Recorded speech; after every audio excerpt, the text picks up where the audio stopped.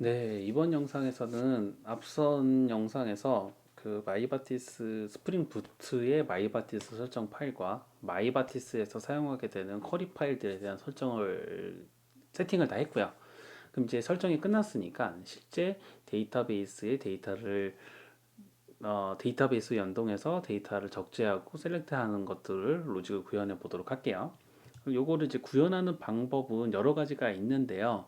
뭐 테스트 코드를 작성을 해서 실제 구동을 해서 데이터가 들어가는지를 볼 수도 있고, 아니면 이 어플리케이션 이 메인 파일에 요 밑에 소스를 기술을 해서 작성을 할 수도 있는데요.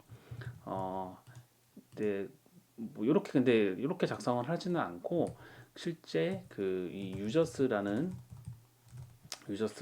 그 객체를 테스트하기 위해서 유저스 러너라는 클래스를 하나 만들게요.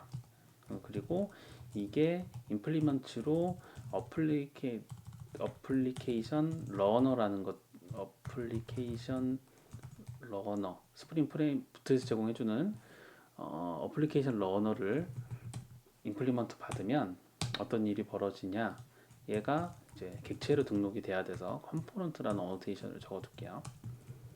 이렇게 되면 어플리케이션 러너는 그 요 어플리케이션 자바 파일이 구동이 돼서 런이 되게 되면 그 런이 끝남과 동시에 이 어플리케이션 러너를 임플리먼트한 코드들이 그 어플리케이션 러너를 구현한 클래스의 런 메소드를 수행시켜 주게 돼요.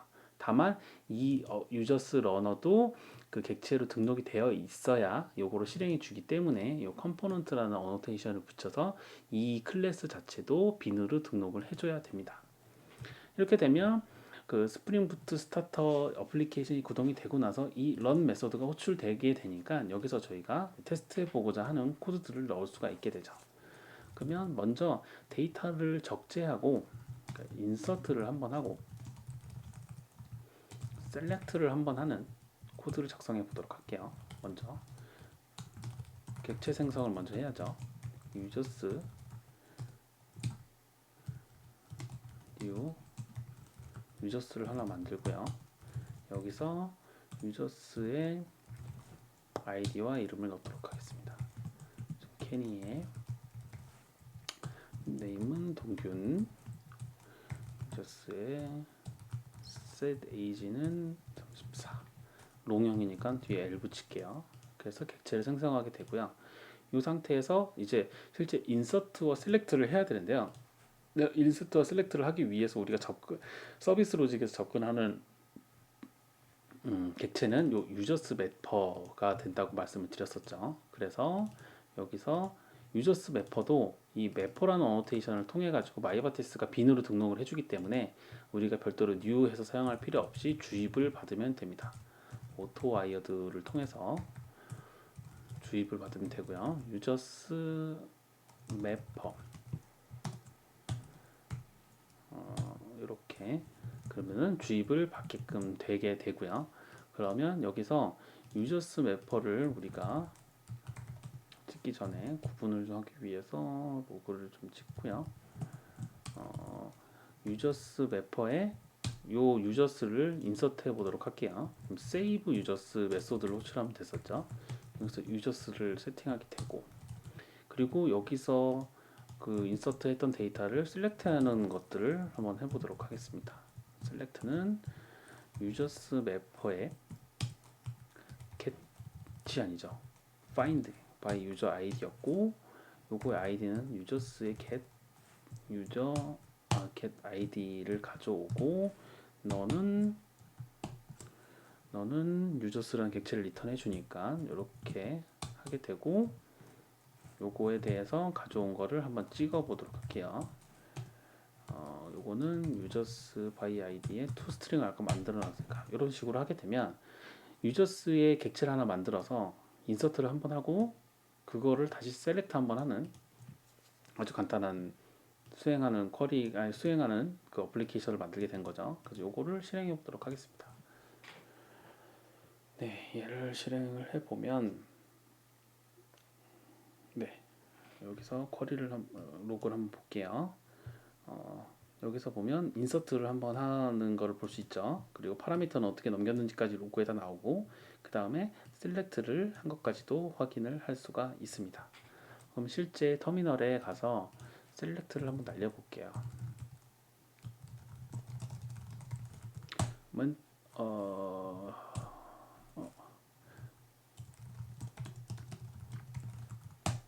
를 하게 되면, 네, 원래는 이제 벨라밖에 없었는데 이제 케니가 추가된 거를 확인해 볼 수 있죠. 네, 이런 식으로 간단하게 데이터를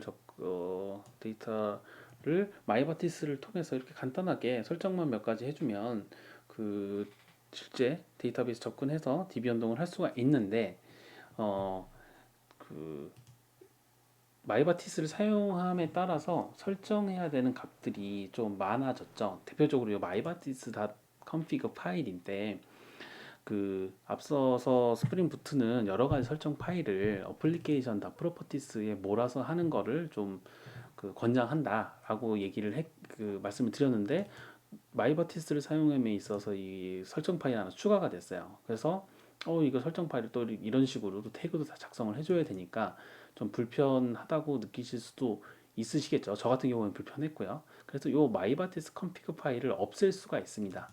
어떻게 없앨 수 있냐면은 요 마이바티스 요 부분 주석 처리를 하고요.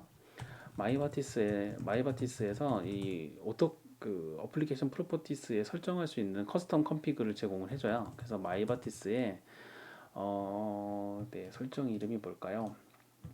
설정 이름은 여기다가 적어놨습니다. 네, 이 마이바티스 이 컨피그 파일에서 작성을 하는 게 요 매퍼 파일이 어디 있는지를 위치를 적어주는 거니까 요거에 대한 정보를 여기서 기술을 할 수가 있어요. 마이바티스에 그 매퍼 로케이션 로케이션이라고 적고, 이 로케이션의 클래스 패스로 적어주시면 됩니다. 그럼 이제 이 매퍼 파일을 모두 이 리소스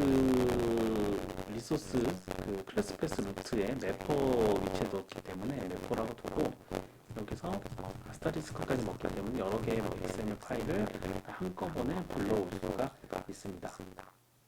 그리고 두 번째로 좀 설정을 더 간단하게 할 수 있는 게 이 유저스 멤버의 리절트 테이블을 길게 적었어요. 방을 패키지명을.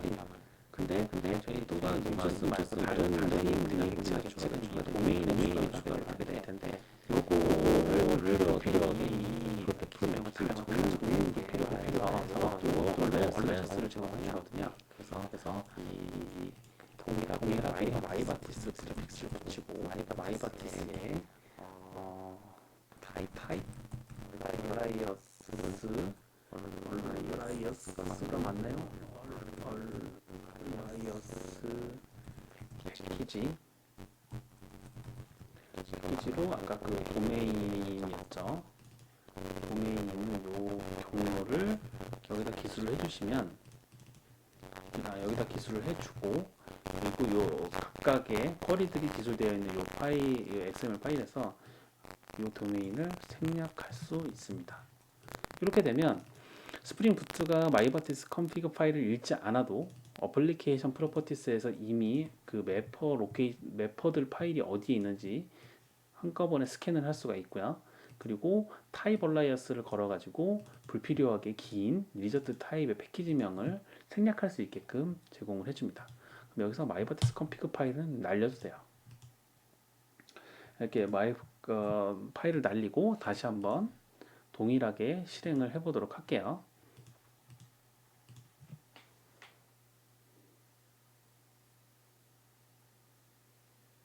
뭔가 에러가 났죠? 뭐가 났을까요? Not found users map save user를 못 찾네요. 네, 이게 그러면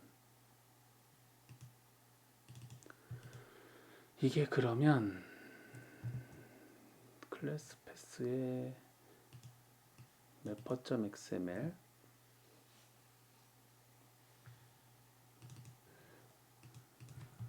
이거 날렸는데 안 날아갔네요.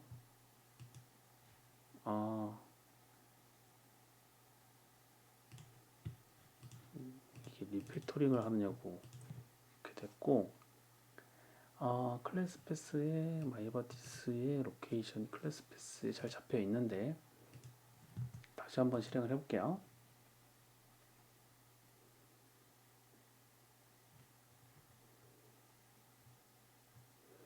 바인드 세이브 유저스 매퍼를 못 찾는 건데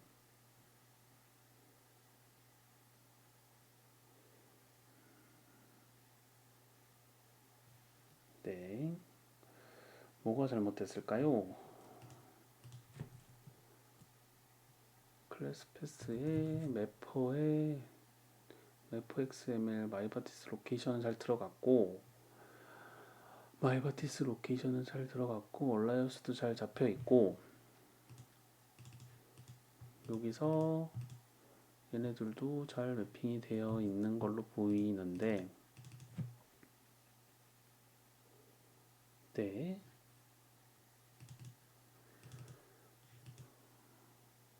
어떤 부분이 잘못됐을까요? 로케이션스 네 이렇게 오타가 있습니다. 오타가 이게 한번 이것 때문인지 한번 볼게요. 네 이것 때문이었죠. 네 커뮤니티 버전에서는 이런 자동 완성을 제공해주지 않아서 오타가 하나라도 나면은 그 이러한 프로퍼티를 스프링 부트가 인식하지 못해서 방금 전처럼 제대로 기술한 것 같은데도 제대로 동작하지 않을 수가 있습니다. 그래서 오타를 굉장히 좀 주의를 하셔야 되고요. 그래서 이 중간에 한번 썰을 한번 풀어보면 여기 같은 경우에는 이런 식으로 마이바티스를 내가 사용하겠다. 이게 얼티메이트 버전이거든요. 근데 얼티메이트 버전인데 여기에 폼닷 XML에 마이바티스가 안 들어와 있는 것 같네요.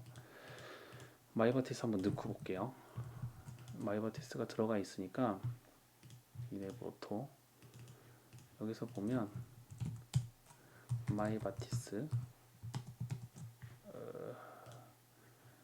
가져와라 이렇게 가져오죠. 아까 실수했던 게 매퍼 로케이션스 이런 식으로 자동 완성이 제공을 해주거든요. 이게 가장 큰 차이입니다. 그래서 얼티메이트 버전에서는 이러한 것들을 제공해 주는데 커뮤니티 버전에서 얘를 제공해 주지가 않네요. 네, 좀 아쉽습니다.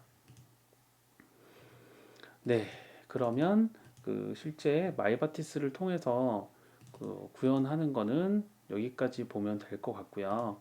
실제로 그 스프링 부트에서 마이바티스를 연동하기 위해서는 어플리케이션 다 프로퍼티스에 마이바티스와 관련된 매퍼 로케이션과 뭐 타이블라이에서 패키지명들을 기술해주고 그 다음에 해당 실제 쿼리는 그 리소스 밑에 매퍼 밑에 유저스 매퍼라는 XML 파일에 쿼리를 작성해 주고요. 이 쿼리와 연동되는 그 매퍼 인터페이스를 만들어 주고 그 아이디를 메소드 명으로 작성을 하게 되면 실제 내 소스에서는 이 인터페이스를 오토와이어드로 객체를 빈으로 등록된 그 유저 매퍼를 가져와서 그 메소드 호출을 통해 실제 쿼리를 수행할 수 있다라고 보시면 될 것 같습니다.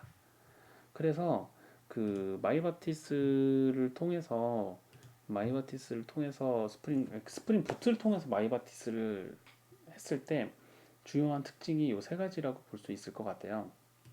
보면 어, 실제 원래 그 스프링